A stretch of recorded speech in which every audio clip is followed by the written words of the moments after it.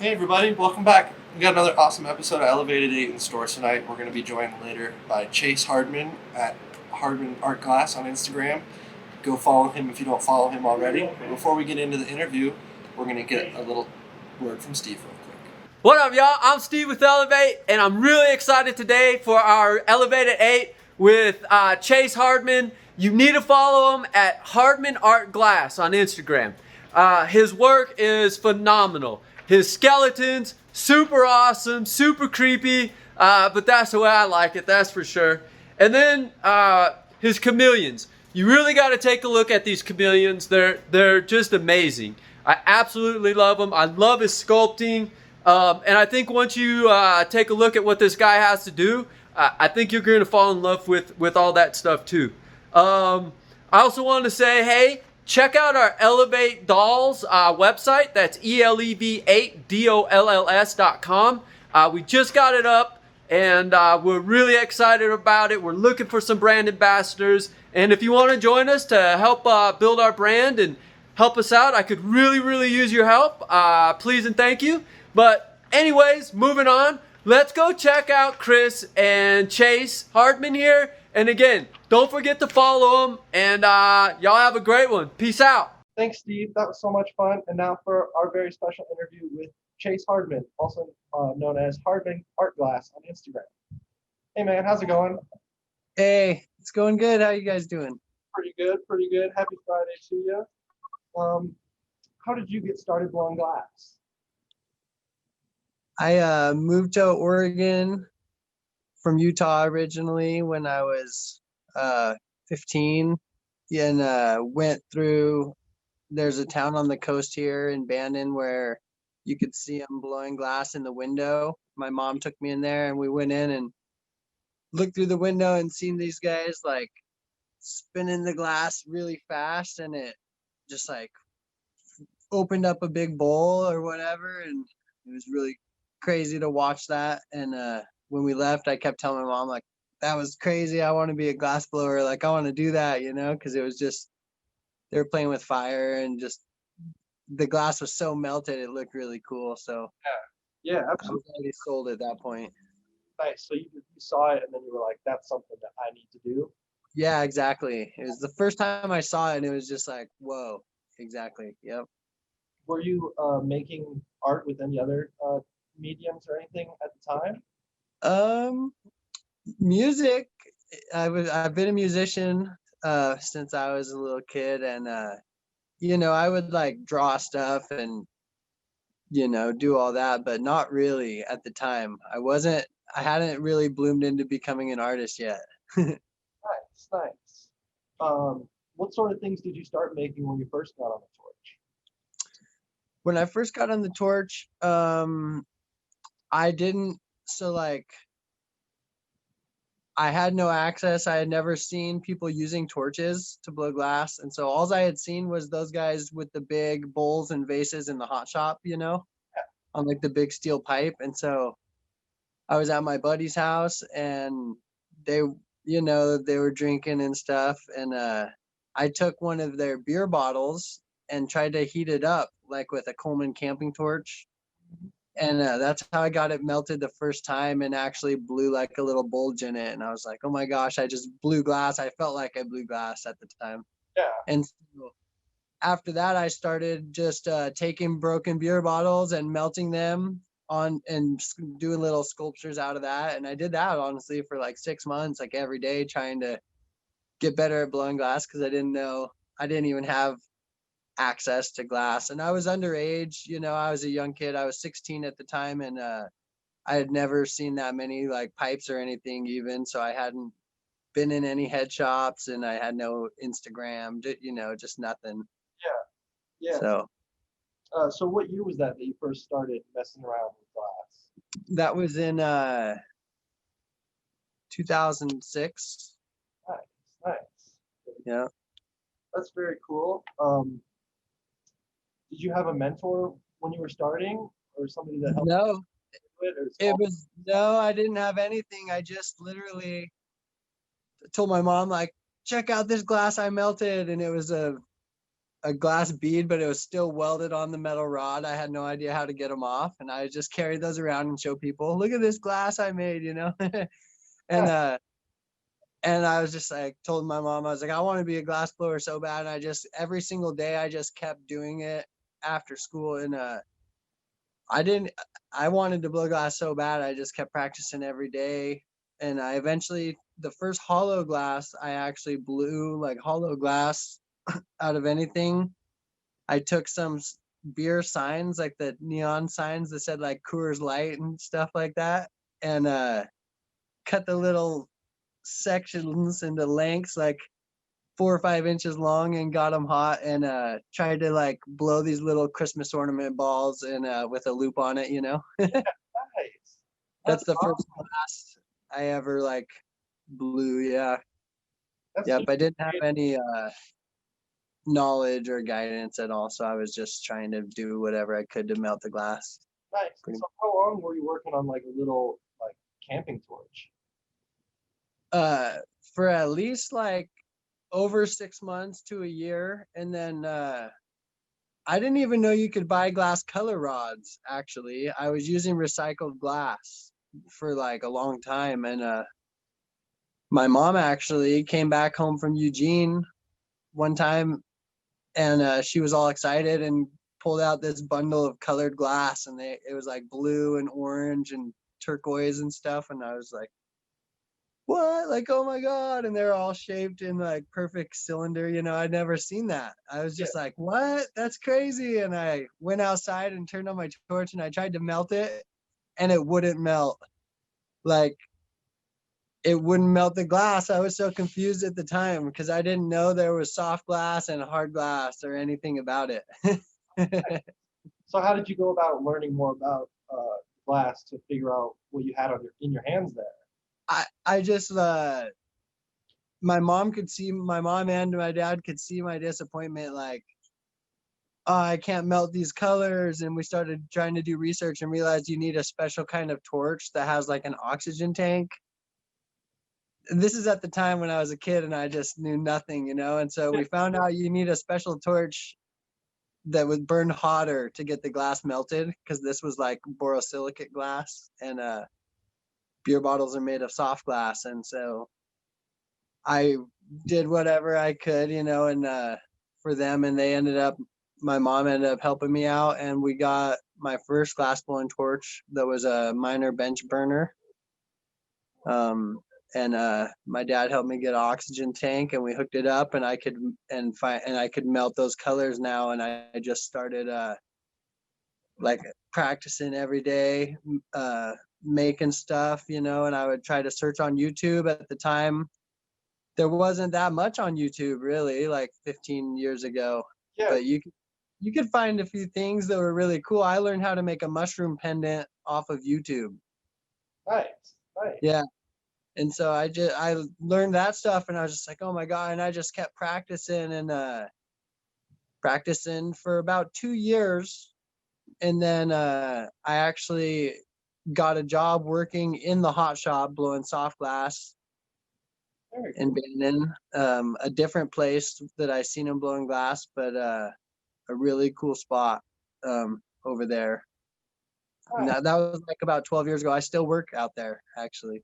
That's awesome. Nice. So you do borosilicate and soft glass still? Yeah, I've been soft glass in the hot shop for about 12 years. Nice. Very cool. What Yep. sort of things do you make with soft glass? So my good friend Bryce, his business is called Vines Art Glass, with a V, like a vine.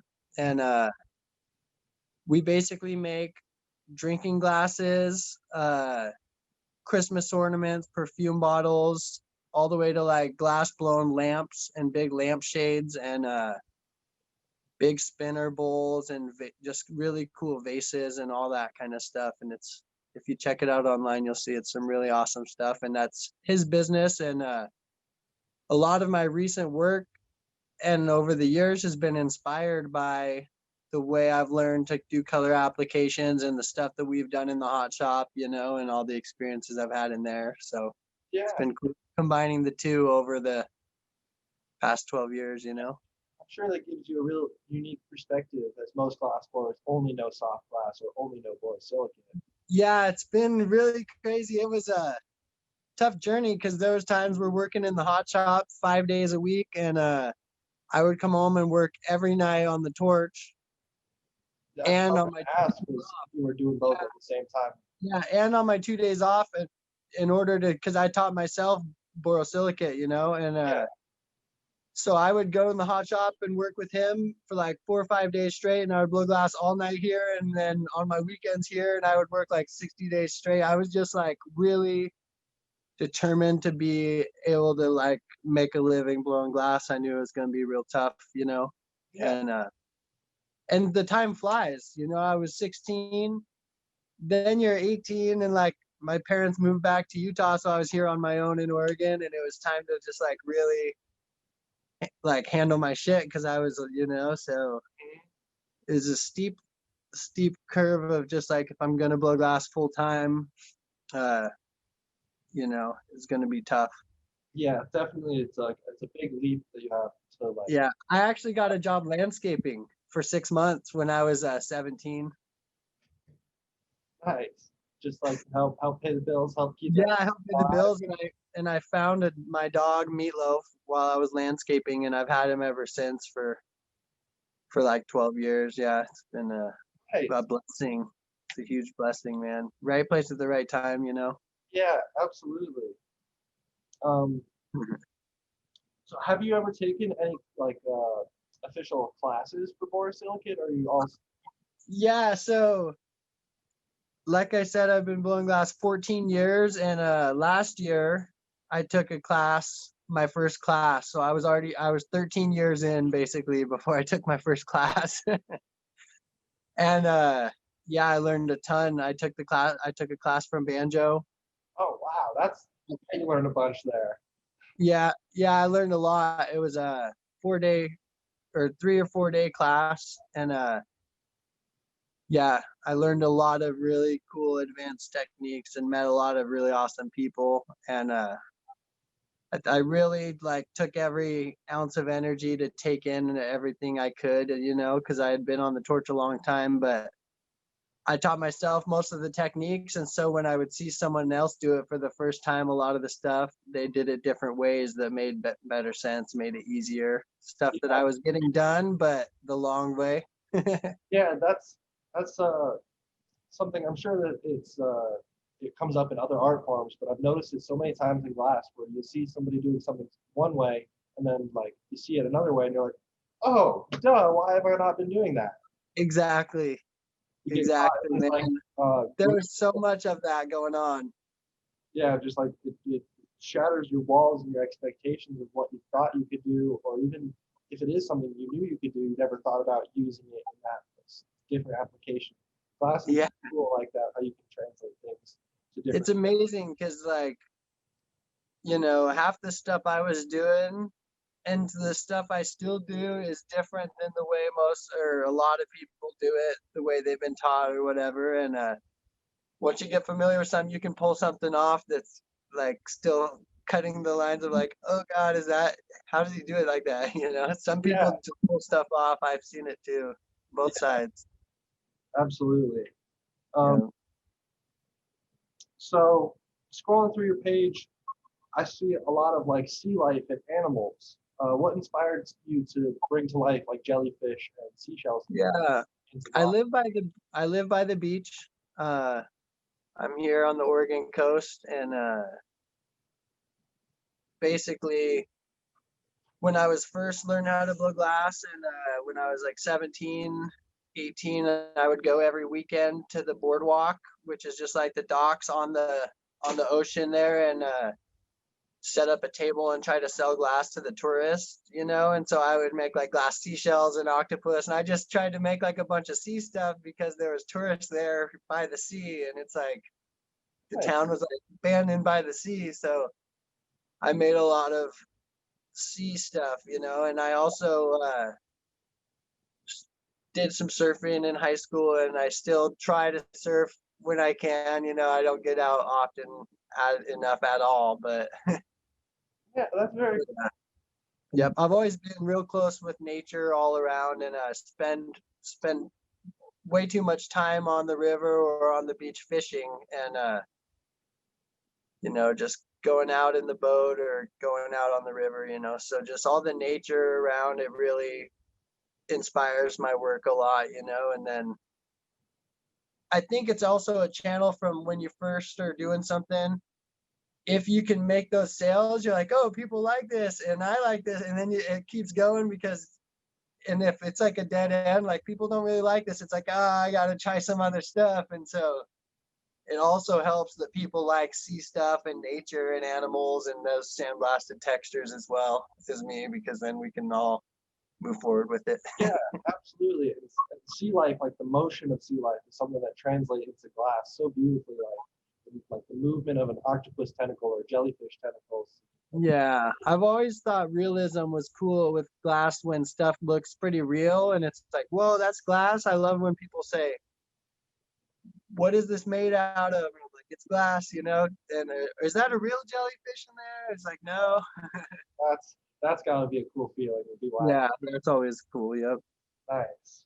So another thing that you're pretty well known for is the glass clothespins, which were a really, really cool, I guess, like line of work that you were doing.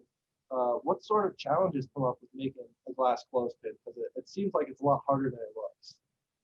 Yeah, honestly, especially because, like I said, I had no knowledge of working glass, period. So I came up with the glass clothespin idea in my head, and then I was like, I want to make these, and I had like so much energy behind it just from back past history of clothespins at my grandma's house and all this stuff, but trying to get on the torch and make one, I couldn't figure that out, and I kept the secret quiet for like over 2 years. I never told anyone about trying to make glass clothespins because I didn't want someone to like try it, because I'd never seen one still. Like I've still never seen anyone making them, which is cool, because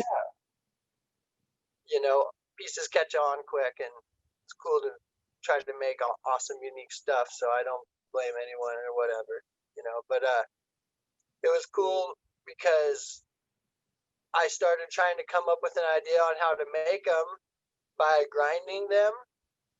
And but I had no grinder, nothing. I knew nothing about grinding really, and I was talked to my friend at the hot shop because we have a grinder where we grind the bottom of the vases, and I ended up buying a pottery wheel off Craigslist, and I like hooked the diamonds to the pottery wheel and got a spare tire to catch the water and got a pump, and I like made a grinder so that I could grind the glass. And I just went out there and I took a regular clothespin and looked at it, and I just kept grinding it and pushing down to shape it like the other one and get the angles. And then once I figured out the angles, I was just like, wow, I can actually like shape grind a clothespin basically. And so yeah, it took a lot of handwork and just practicing and brain work, just figuring out you could grind glass, and I just wasn't aware, of all that.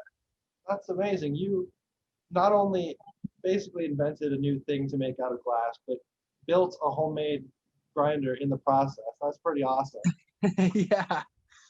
Yeah, most of my stuff has always been like the long road, take way too long, learn yourself the hard way, build your own stuff to do it, but you got to just keep at it, and eventually you'll get somewhere with it.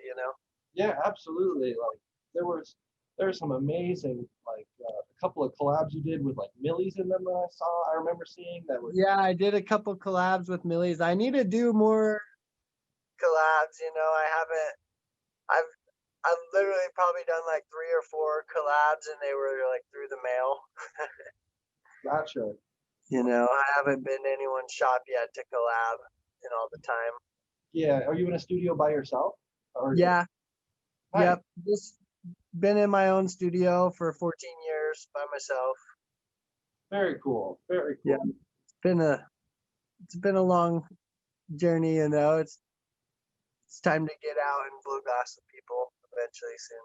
Yeah, but that's awesome being able to say that, like, you started in a garage pretty much, and you're still in the garage, but like the torches and the quality of your work is just escalated Yeah, to yeah. level. The first shed I was blowing glass was like a chicken coop, had chicken wire on the sides and Nice, nice. Um, Another one of your like well-known, I guess, aesthetic pieces is your skeletons. I see one sitting there behind you. Um, what gave you the idea for making skeletons out of glass, specifically chameleon skeletons like that one there? Well, it started with just one skeleton, and I was doing the champs show, and the theme was it was my first time doing their show, the Masters, and the theme was make a statement. And I was just like, okay, make a statement. I was trying to come up with some good stuff, and so I decided to do a chameleon skeleton. The reason I decided a chameleon was because I could make a chameleon, and then I was like, I think I could make a chameleon skeleton. I was trying to come up with an animal I could do both. And I made a chameleon skeleton, and I filled his body with garbage, but it was glass garbage, like cigarette butts, plastic straws, all that kind of stuff. And so the make a statement was to show like the trash the animals are eating, based on us like littering and stuff like that. And so that was the first chameleon skeleton I had ever made, and it was just so you could see the trash inside of his stomach. Nice. Yeah, and then I just kind of took the ball and ran with it. People thought it was really cool. I had fun making it, so I tried to make another one, and I was wondering how I could try to turn it into a functional piece, with water and everything, and just trying to draw on the drawing board how to make the stem come in water without going in your mouth and actually work. And Yeah. yep, just kind of came up with a theory and made it, and was able to sell it. And actually, there was a guy a collector that was really pushing it, wanted me to make a chameleon skeleton that was functional for him. So he kind of was pushing the custom order on me, and that was the first one. That's very cool. And then you just had like a ton of positive feedback, and you enjoyed it, so you kind of pursued it more. Exactly. Yep. Exactly. And it was cool to like spend more time on a piece that was a bigger. I was just trying to push myself. Well, I always have tried to always keep pushing the boundaries and getting better, more efficient, and doing more complex techniques and stuff like that. And that I feel like it's taken a long time, but I've eventually been able to make some, sort of heady glass, and nothing on the crazy scale or anything, but some nice pieces. Yeah, definitely. And those skeletons there are nothing to really talk some trash about. Like, those are still Thanks, man. pieces, man. Appreciate it, man. Yeah, no problem. And what are your favorite items to blow? I think that changes a lot throughout the years. It really does, because there was times when, like, the clothespins, I was like so excited to make those clothespins, and I would like melt the slugs and do wood grain and try to do wigwags or something, and I'd be grinding them, and I just thought they're the coolest thing in the world. It made me so happy, and but like at this point right now, I'm like, oh, I don't want to go out there and grind a clothespin. It sounds like a ton of work for the price I was selling them at. It's just like it changes throughout. Sometimes I just like getting my heart going, or pushing the boundaries, or getting a nice piece, just like, so it's different all the time, I guess. Right. My answer was not very clear, sorry. Oh, but you were kind of saying it basically constantly changes with as you move further and further through your career. Yeah, and I've always wondered if that's one of my problems, because if you look at my page, it goes from like this to this to this to, and it just keeps going at like everlasting different animals and art and different kind of stuff forever. I didn't stick to one thing. Like a lot of artists, you know, have a theme, and I'm just like all over the map with my theme. So it's kind of hard to follow my work if you know.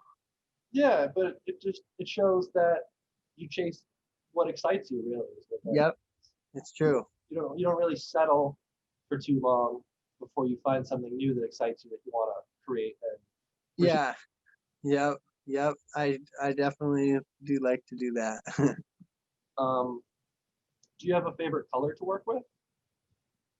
You know, to be honest, like amber purple has always been one of my favorite colors. Like it's Love old school. You know, I'm old school. Yeah, it's funny, you know. It's just stable and I like sandblasting a lot of work and that it looks cool and Yeah, yeah, it's one of my favorite colors for sure. There's a lot of other I just got like the molten ore royal jelly and I'm like, dang, that's a really nice purple. They're right. It really is. But it's not my favorite color or nothing, you know. I don't know if I'll ever even buy it again necessarily. yeah, for sure. I'm definitely an amber purple person as well. Yeah. It's one that I'll keep buying forever, I feel like, just because it goes in a lot of my work that I sandblast and the striking hues, you know. It's just like, yep, I like the fades I get out of it. So Yeah, it's so versatile. You can get I all think kinds it's of. probably my favorite color. Heck yeah. Do you have a least favorite color? A least favorite color.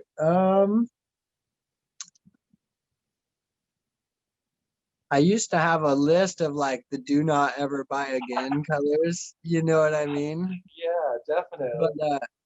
yeah, I don't know. One color that I really love, it's like a love hate because it's beautiful and sometimes it works really great, but sometimes it's like your piece just cracks all throughout or whatever. It's just weird and it's called mystery adventuring. And I've heard other people say the same thing.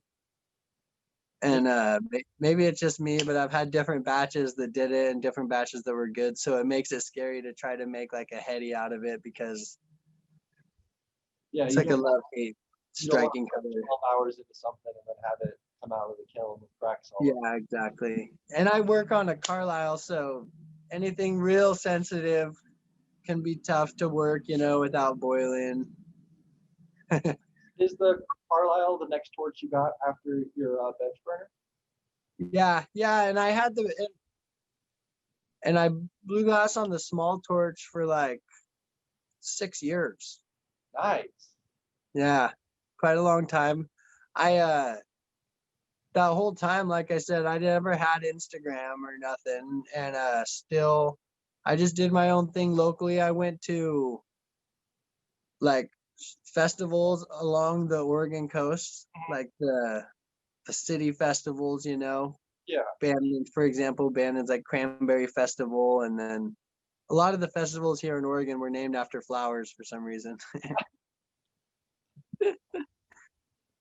Yeah, so I did that and I did the boardwalk on the weekends and like I said, I worked in the hot shop part-time too, so I didn't really branch out onto the bigger torch until quite a while in. Nice. Yeah. Nice. What would you say is the most difficult piece you've ever attempted? The difficult piece I've ever built. Yeah, successfully or unsuccessfully. Yeah. Um,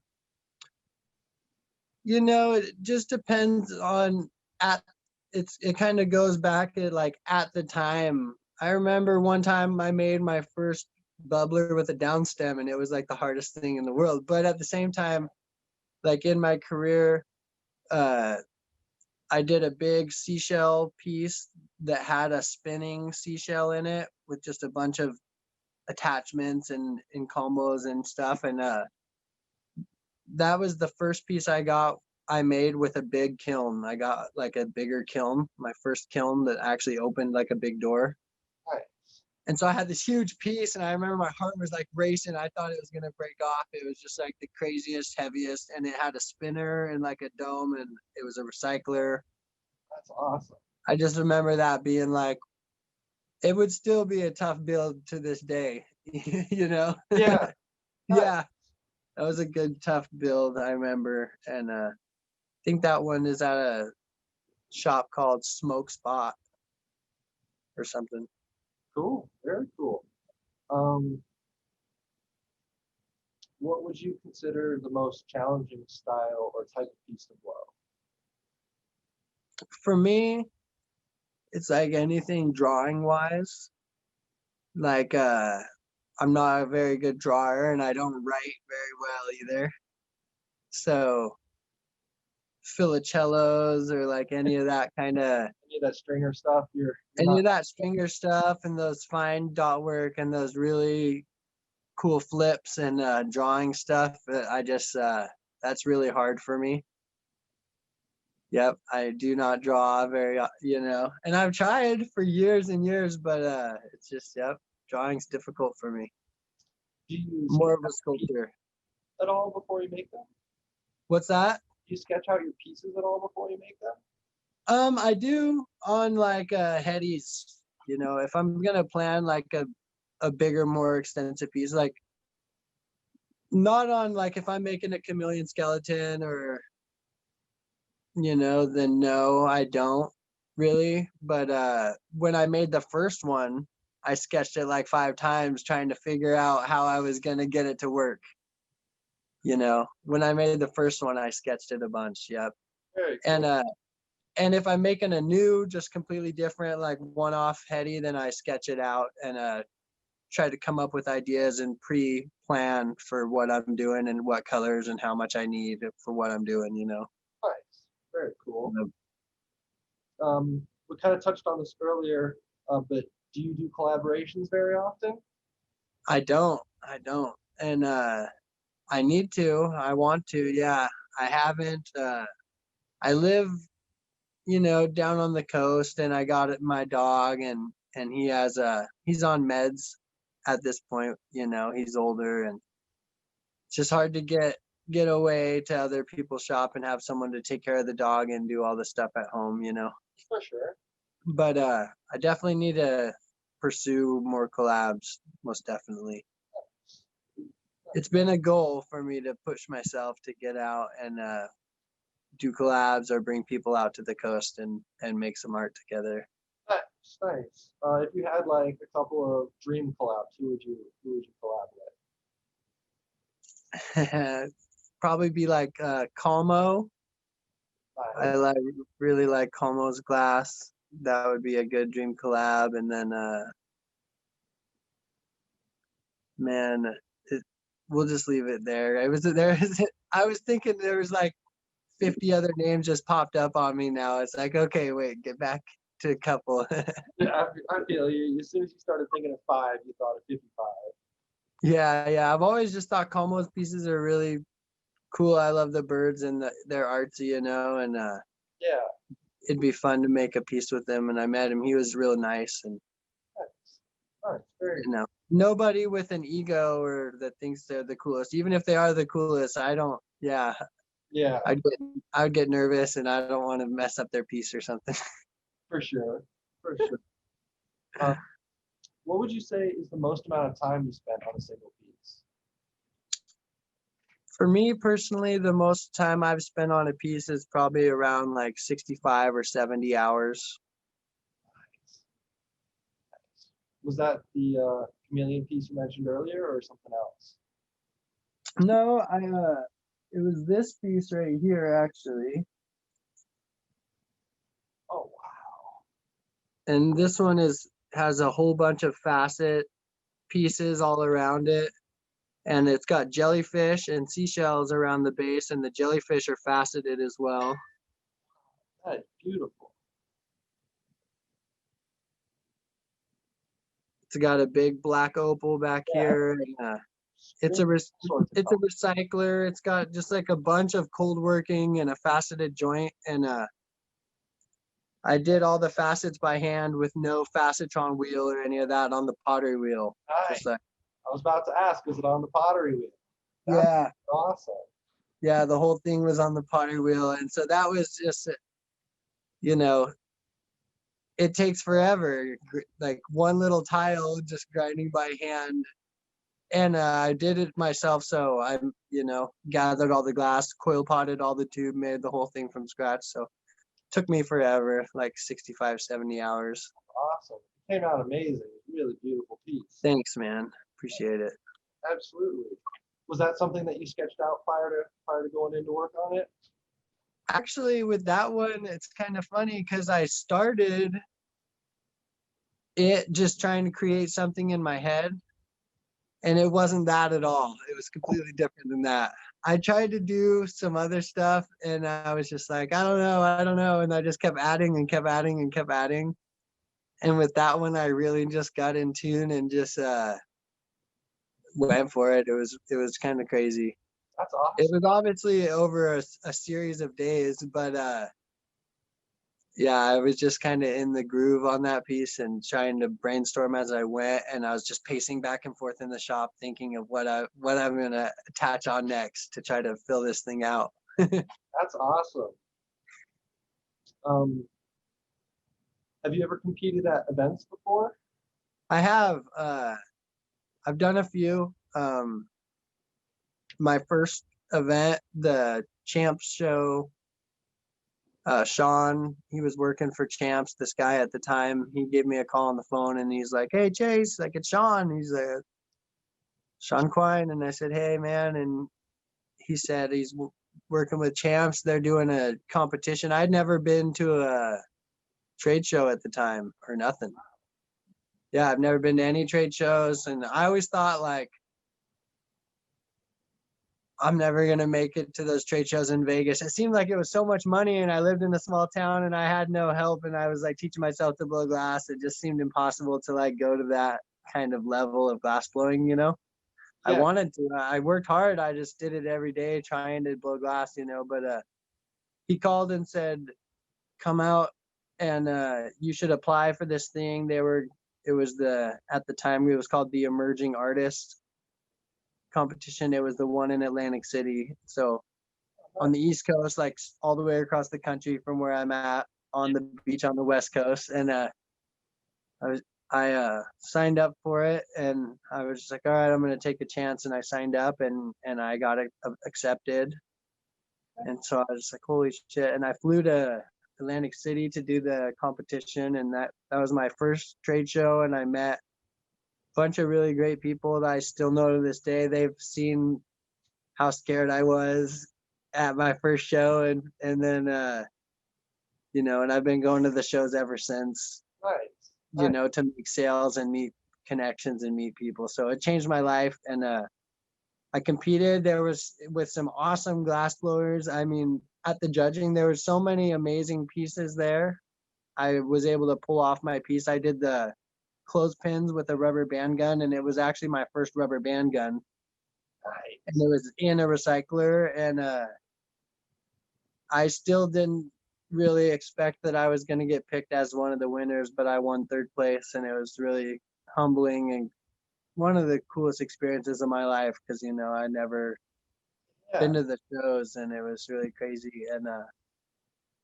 And so that got me in the Masters finals, and so that's when I went to Vegas next and competed when I made that piece that had the balance of a healthy animal on the outside, but inside had the garbage inside. Nice. Yeah. Very cool. What year was that? This was 2017. Nice. Very cool. Yeah. Very Yep. cool. So you've been going to most of the trade shows since then? Yeah, exactly. I went to the Vegas Champs, multiple times, and I went to Florida as well and Denver. Nice. And I did Glass Vegas and American Glass Expo. Very cool. What's your favorite thing about the trade shows? My favorite thing about the trade shows is the feeling of getting there, or going, like, because all the hard work, I push it really hard with one person in the studio, and I'll make over like 40 pieces and push it real hard to get there. And I got my crew, which is like two of my good buddies. If my friend's back from Afghanistan, he'll come, but my other friend in Utah, McCoy and Steve, my team, and my dad comes to the shows too. He Nice. lives in Utah, so we all like team up and just hang out, in Vegas or wherever we're at in the world, and sell glass and just like celebrate that we're doing it still. That's awesome. Kind of reminds you that you're still in it and you're still surviving as an artist. So Yeah. push it hard and then have a reward where you can actually show your art and see people's reaction when they get to see your pieces, instead of in the mail and worried about, you just don't get to see the reactions and make those connections over Instagram or long distance. Yeah, absolutely. What sort of things can we look forward to for the future for your work? Hopefully some collaborations, because I've noticed so many people that really do the collaborations a lot, and it's constantly pushing their work to the next level and themselves and their presence, and it's something that gives me anxiety to like go out and like team up with someone and put myself out there, but it's something I really want to do and pursue, just to overcome for myself, to see what the windows and doors could open up, if to team up with other artists, because I've done everything just solo for so long. Yeah. Yeah, exactly. 14 years. Yep. To have that like melting pot of ideas between you and somebody else when collabing. Yeah, sounds really cool. Yep. Um, do you still find the same love and passion that you had when you first started? Oh yeah, I do. And I think one of the biggest things I'm thankful for in the last, years was first off, the huge thing was Instagram, because I didn't set that up for a long time. Luckily, I blew glass, and I wasn't on like glasspipes.org, or I didn't do internet forever. I just went to the local smoke shops here on the Oregon coast, and went to the boardwalks, like I said, and worked in the hot shop. So once I got Instagram, that was a huge push, because I was like reaching people around the world, and people could see my stuff, and I could get like likes and on comments and stuff. And that was like, oh wow, that gives you a huge push to like make art. And I've always just loved making art, but getting feedback wants you to make it even more, Yeah, absolutely. And then it comes to the shows, and that's pushing you even more, because you get to see it in person, and I want to represent myself in a good way, and I want to be proud of what I put down, and even if no one's ever heard of me, when they see me or meet me, I want them to see my work and say like, these are nice welds, and this is nice work that he's put his heart into, and that I'm, yeah. So that's kind of, yeah. For sure. For sure. Um, is there anything else that you'd like to add? Honestly, I'm just thankful for like my friends and family and all the support, and my girlfriend's super supportive, and everyone, all my fans and followers, and everyone who's, you guys, for doing this. It's just thankful for the whole community and the people and everyone that buys glass art in general, that gives me an opportunity to make art for a living, and keep pursuing this ever since I was a kid, and just still going. I just turned 30. Nice. So, yep, it's a blessing. I'm hoping I can just keep this going, for a long time. Heck yeah. Well, you're at what you said, like 14 years now? Yep. So hopefully you got at least 14 more going. Yeah, I'm ready. Let's do it. Yep. Yeah. I'm going to try to push it this next year even harder. This year was crazy with COVID, and I went to Champs and I had 10 orders and I did real good, and I came home and 9 out of 10 orders got canceled.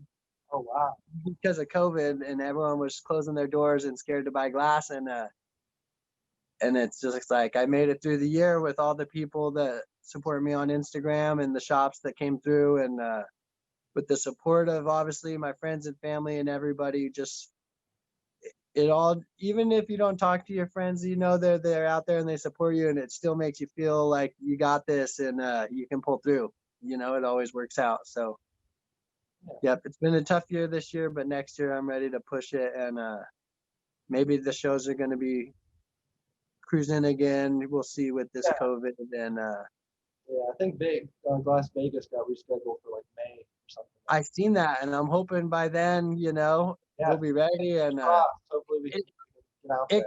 it comes quick, so you got to be on your toes, and I got to be making art and start making projects and getting ahead now, because it comes quick when you got the expenses of the show, and then your bills, and then the time and invest in color, and then it stacks up real quick. Yeah, absolutely.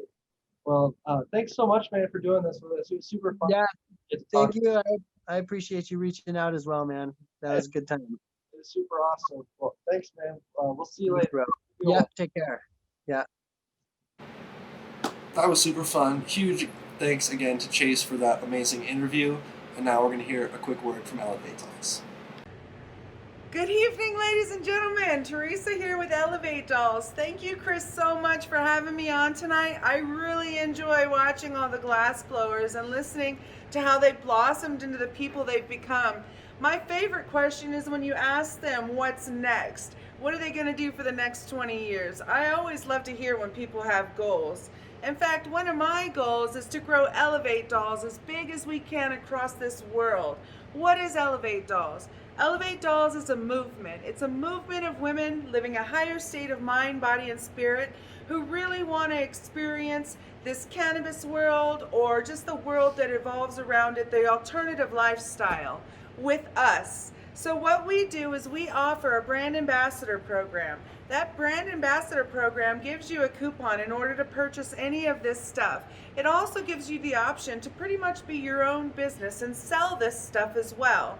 What you see here is not all that we have available. There is so much more. I really would love the chance to talk to you, and I appreciate that you're listening to me tonight. So if you would like some more information on how to earn some money with Elev8, please DM or go to elev8dolls.com. Thank you, and elevate mind, body, and spirit. Thanks, Elev8. Remember, if you want to be a part of their program, check out their website, elev8dolls.com. And now to hear a little bit from Elev8 veterans.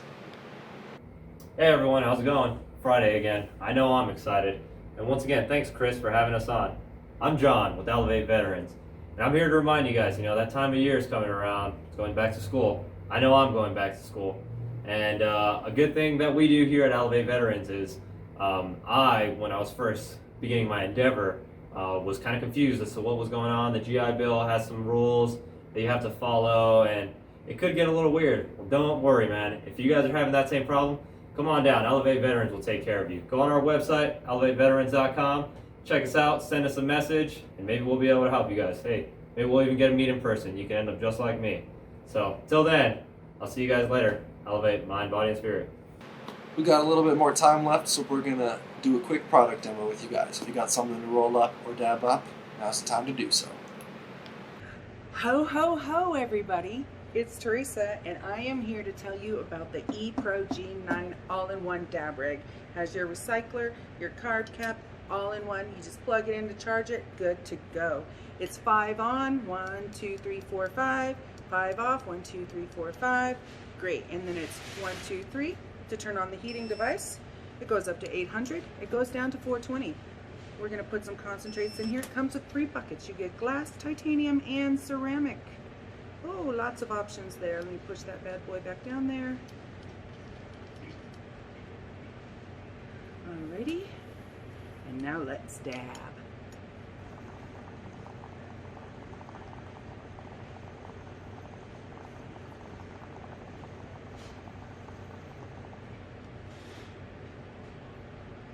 Only $200.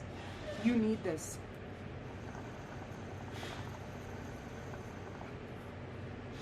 Only at $580. You want this.